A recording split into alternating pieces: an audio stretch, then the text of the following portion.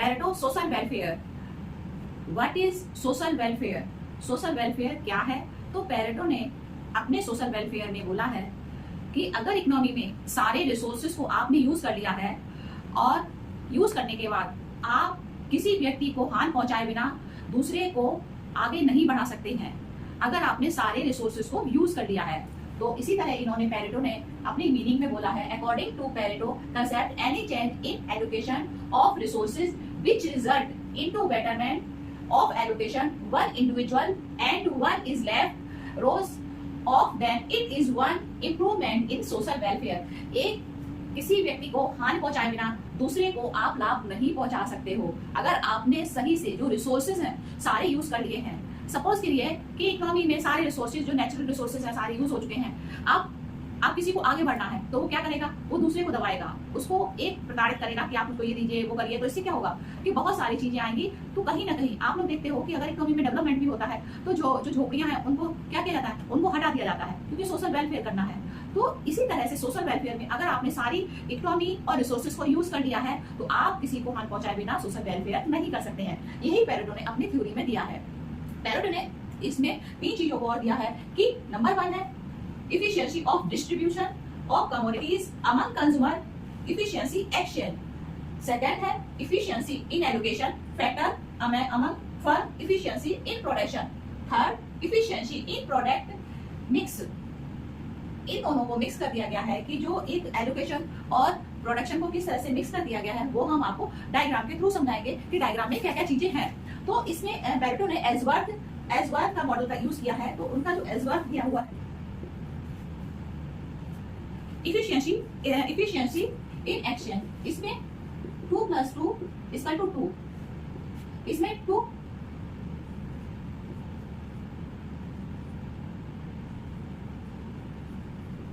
commodity, 2 producer,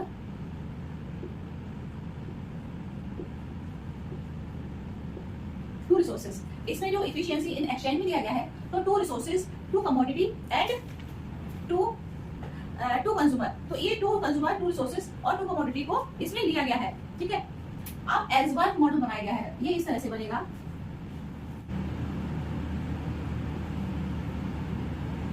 ये है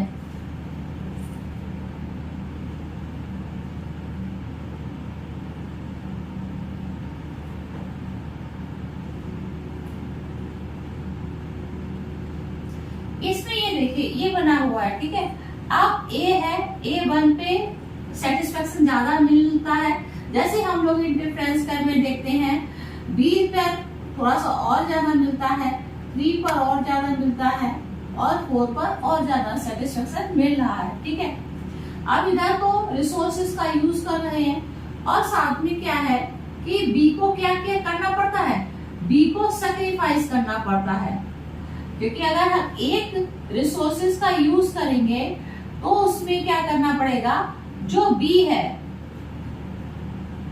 B को सैक्रिफाइस करना पड़ेगा।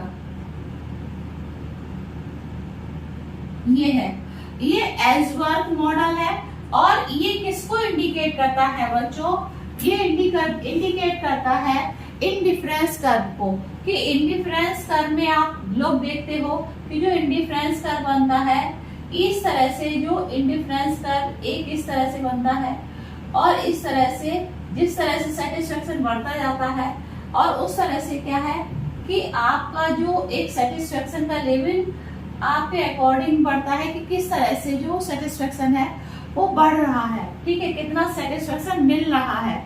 अब इसमें हम देखते हैं कि इधर तो हमने इंडिफरेंस कर्व को देखा है और इधर क्या है, इधर ये प्रोडक्शन है कि कितना प्रोडक्शन हो रहा है और साथ में जो प्रोडक्शन का यूज कर रहे हैं, अगर आप ए का यूज ए को अगर ए पे A2 पर जाना है तो यहाँ पर क्या है, बी को जो सेक्रीफाइस करना पड़ेगा कि एक बी को सेक्रीफाइस करना पड़ रहा है।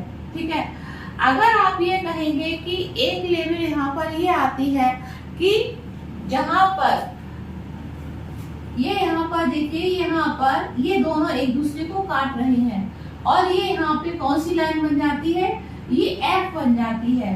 तो इसका मतलब है कि जो पेरेटो ने थ्योरी दी है उस थ्योरी के अंदर आप नहीं आ रही हैं। आपने जो रिसोर्सेज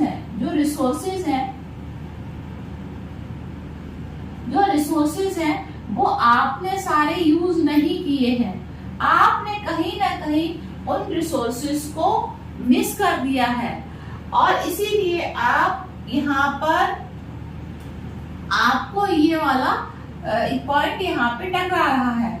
अगर दोबारा अगर ये यहाँ पे ए है, ए तो यहाँ पर क्या है, ये ए है, ए यहाँ पे कांस्टेंट है, ठीक है, यहाँ पे सेम है, आपने टिका हुआ है। और अगर ये यहाँ पे आता है तो बी का क्या है, ये बढ़ता हुआ दिखाई दे रहा है। तो अगर बढ़ रहा है उसको सेटिस्फेक्शन ज्यादा मिल रहा है, तो इसका मतलब है कि जो रिसोर्सेज है उसको पूरी तरह से यूटिलाइज नहीं किया गया है। और जो सेटिस्फेक्शन है वो क्या कह रहे हैं, सेटिस्फेक्शन उसको यहाँ पे मिल रहा है और यहाँ पे जो ए है, ए वाला सेटिस्फेक्शन सेम है। तो इस तरह से बच्चों क्या है कि अगर आप ए और MRS marginal rate substitution x और वाई, ये एक्स और वाई दोनों को लिया गया है और इसी बेस पे इसको निकाला गया है। और ये किस मॉडल पर आधारित है, ये एल्सवर्थ मॉडल पर आधारित है, ठीक है। और इसमें किसको इंडिकेट करता है, जो इफिशियंसी ऑफ एक्शन है ये कंज्यूमर को इंडिकेट करता है। ये जो डायग्राम है ये कंज्यूमर बेस पे है, ये कंज्यूमर बेस पे है कि किस तरह से जो कंज्यूमर है अपना सेटिस्फेक्शन चीजों को करता है और किस तरह से एक जो मेंटली जो सेटिस्फेक्शन है उसको मिलता है। अब हम आपको बताएंगे कि जो ये हमने आपको जो इंडिफरेंस का ये बताया है वो कंज्यूमर के बेस पे बताया है। अब हमारा इसमें भी 2 को लिया जाएगा। इसमें क्या होगा, 2 इसमें हम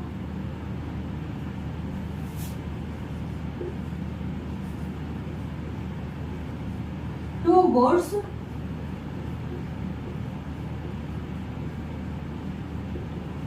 टू फन और 2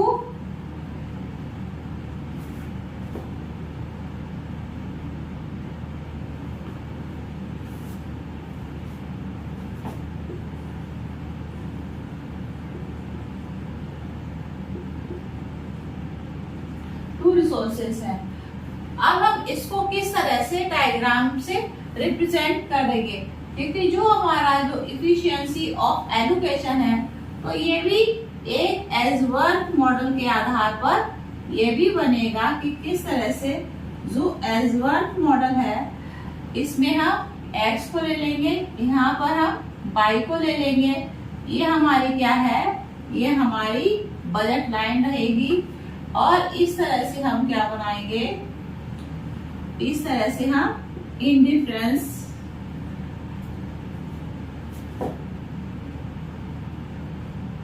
इसमें इंडिफरेंस कर्व को नहीं बताएंगे। तो इसमें हमारा जो किस तरह से बनेगा, इसमें भी हम देखते हैं कि जो ये कर्व है, ठीक है, तो कर्व ये आइसो कर्व जो पहले वाला कर्व था, आइसो ये हमारा आइसो कर्व है। तो जो हमने आपको पहले बताया था कि A1 पे सेटिस्फेक्शन मिल रहा है, फिर और उसको B पर सेटिस्फेक्शन मिल रहा है और ये A3 पर मिल रहा है, ये A4 पर मिल रहा है, ये A5 पर मिल रहा है और ये A6 पर मिल रहा है, ठीक है। और इधर से क्या है कि अगर 6 को मिल रहा है तो ये B1, B2, B3, B4, B5 और B6।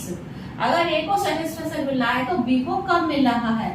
और जिस तरह से प्रोड्यूसर है, कोई भी प्रोड्यूस करता है तो वो भी अगर A को सेटिस्फेक्शन ज्यादा मिलता है तो डेफिनेटली है कि दूसरे को कम मिलता है। वो हम कैसे, एक हम प्रोडक्शन फंक्शन को दर्शाते हैं कि जो हमारा प्रोडक्शन फंक्शन है ये इस तरह से बनता है, ठीक है। जो ये बना हुआ है ये वाला है एस वर्ड वाला प्रोडक्शन फंक्शन है। अगर हम एक गुड्स को ज्यादा लेते हैं, ये हमारा इसमें दिखाते हैं प्रोडक्शन फंक्शन है, ठीक है। ये हमारा गुड है।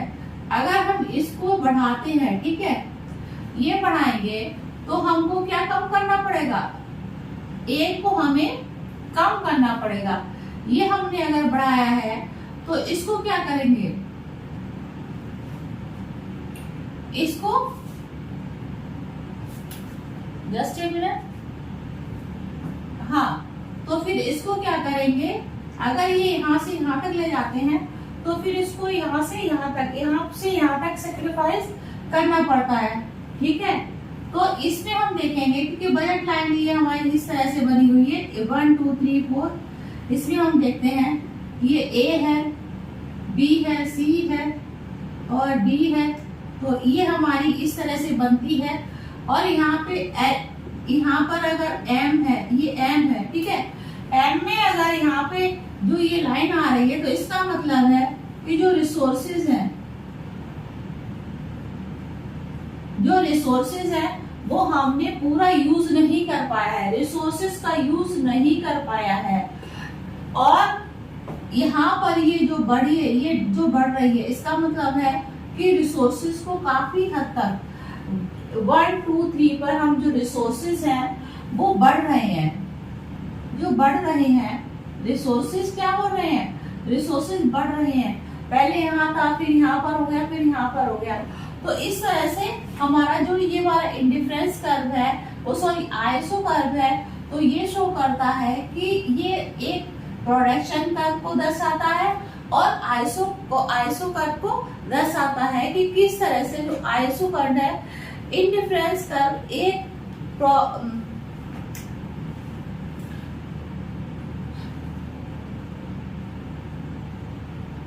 जो इंडिफरेंस कर्व है वो प्रोडक्शन को बताता है। इंडिफरेंस कर्व है वो गुड और प्रोडक्शन बढ़ता है उसको बताता है कि किस तरह से जो प्रोडक्शन की गुड्स बढ़ रही है वो कितनी बढ़ रही है उसको बताता है। वो क्या बढ़ाता है, जैसे 1 से 2 गया है, 2 से 3 गया है, 3 से 4 गया है, 4 से 5 गया है, तो ये प्रोडक्शन कितना बढ़ रहा है।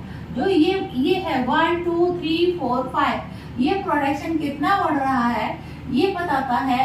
ये हमारा किसमें आइसोकॉन में बताता है कि कितना बड़ा है।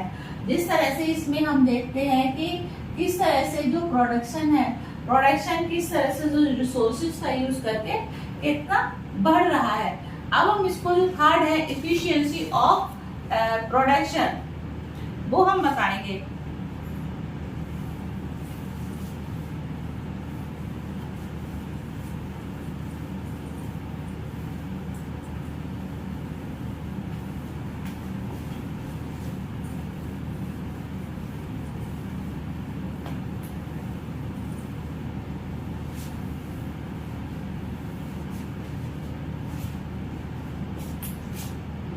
थर्ड पॉइंट है इफिशिएंसी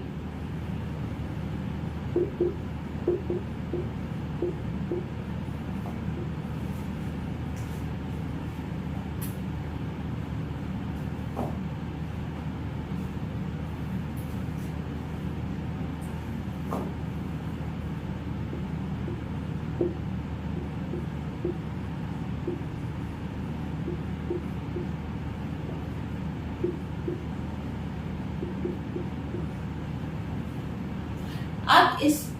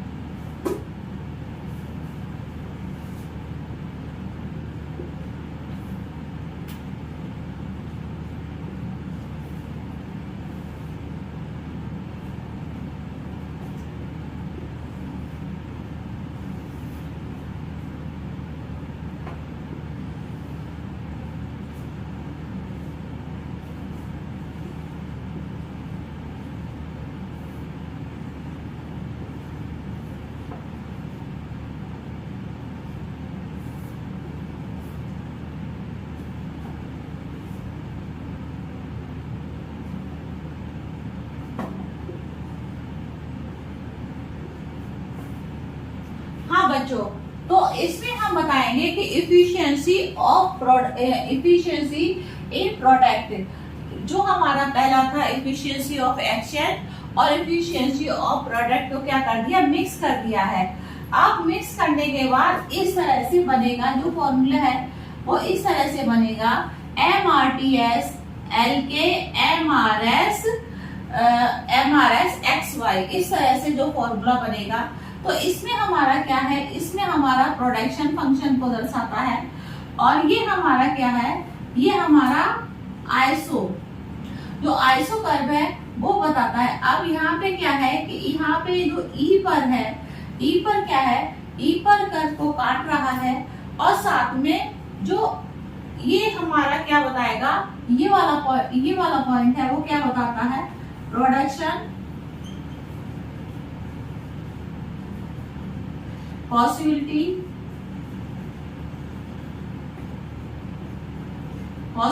कर्व, ये हमारा प्रोडक्शन पॉसिबिलिटी कर्व बताता है, ये आइसो कर्व बताता है। तो दोनों को मिक्स कर दिया गया कि इफिशियंसी ऑफ प्रोडक्ट किस तरह से बनेगा। तो ये हमारा जो थर्ड वाला पॉइंट है वो इस तरह से बनता है। तो बच्चों, हमने आपको बताया कि जो इफिशियंसी ऑफ प्रोडक्ट किस तरह से मिक्स होके क्या बन जाता है, कि कहाँ पे जितने रिसोर्सेज है, कितने रिसोर्सेज को यूटिलाइज कर लिया गया है, और रिसोर्सेज को यूटिलाइज करने के बाद किस तरह से जो सोशल वेलफेयर है, पेरेटो ने कहा है कि किस तरह से सोशल वेलफेयर किया जाए, फुल यूटिलाइज करके रिसोर्सेज को सोशल वेलफेयर में लाया जाए। हमारा वीडियो अच्छा लगे बच्चों, लाइक करिए, सब्सक्राइब करिए। थैंक यू, धन्यवाद।